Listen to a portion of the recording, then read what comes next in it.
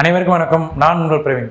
Shortcut சீரீஸ்ல பார்க்க போகிற ஷார்ட்கட் என்னன்னா smallest fraction and largest fraction தான் பார்க்க போகிறோம். போன ஷார்ட்ஸ் என்ன பார்த்தோம்னா டினாமினேட்டரில் லார்ஜஸ்ட் நம்பராகவும் நியூமினேட்டரில் ஸ்மாலஸ்ட் நம்பர் ரெண்டுக்கும் டிஃப்ரென்ஸ் வந்து சிங்கிள் டிஜிட் அது ஒன்று வர மாதிரி இருந்துச்சுன்னா நம்ம அந்த சம்ஸை நம்ம எப்படி சால்வ் பண்ண பார்த்துருந்தோம்.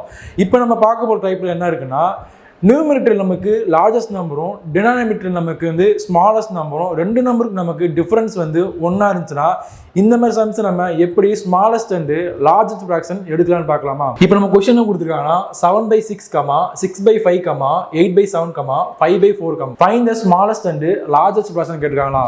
இப்போ நம்ம என்ன பார்த்தோம், அதாவது மேலே நமக்கு நியூமினேட்டர் என்ன இருக்குது, நமக்கு full and full largest value இருக்கா, டினாமினேட்டர் கம்பேர் பண்ணும்போது மேலே லார்ஜஸ்ட்டாக இருக்குது, கீழே வந்து ஸ்மாலஸ்ட் வேல்யூ இருக்கா.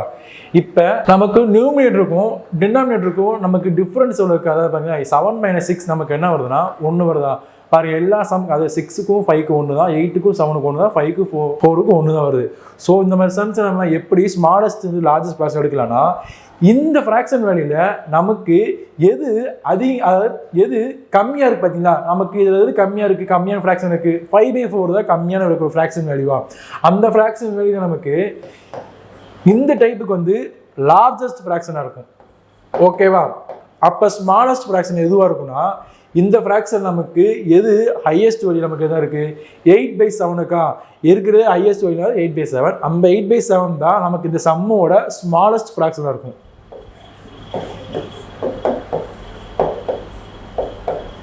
ஓகேவா. மறக்காமல் பாஸ் பண்ணி செக் பண்ணி பார்த்துங்க. இதே மாதிரி தான் ஒவ்வொரு ஸ்டெப்பும் நம்ம, அதாவது ஒவ்வொரு மெத்தடும் நம்ம அடுத்தடுத்த ஷார்ட்ஸில் பார்க்க போகிறோம். இதேமாரி அடுத்தடுத்து சந்திக்கிறேன். நன்றி.